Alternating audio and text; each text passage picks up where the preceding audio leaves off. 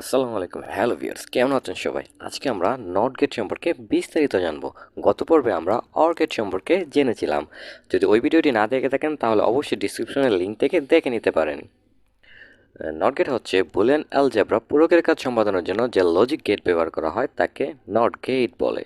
এই গেটের একটি মাত্র ইনপুট এবং একটি মাত্র আউটপুট থাকে। আউটপুট ইনপুটের বিপরীতে থাকায় এই গেটকে ইনভার্টার গেটও বলা হয়।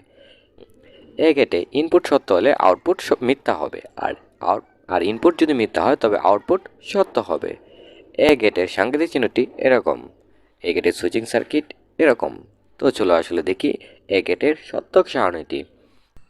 এখানে আমরা নট গেটের সুইচিং সার্কিটটি দেখতে পাচ্ছি এবং এটির মধ্যে দিয়ে বিদ্যুৎ ফ্লো হচ্ছে বা বিদ্যুৎ প্রবাহিত হচ্ছে। আর বিদ্যুৎ প্রবাহিত হওয়ার কারণে কিন্তু এটি দিয়ে লাইট জ্বলছে।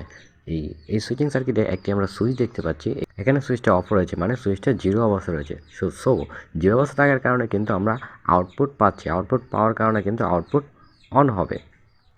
সো আমরা যদি এখন যে আমরা যে সুইচটা দেখতে পাচ্ছি, এই সুইচটা যদি আমরা অফ করে দিই তাহলে কিন্তু আমরা দেখতে পাচ্ছি যে বিদ্যুৎ প্রবাহ বন্ধ হয়ে গেছে, কারণ এটি প্লাস মাইনাসে শর্ট সার্কিট হয়ে গেছে। এই জন্য যখন এটা সুইচ অন অবস্থায় থাকে আউটপুট তখন জিরো অবস্থায় থাকে। এই জন্য এই নট গেটকে ইনভার্টার গেট বলা হয়।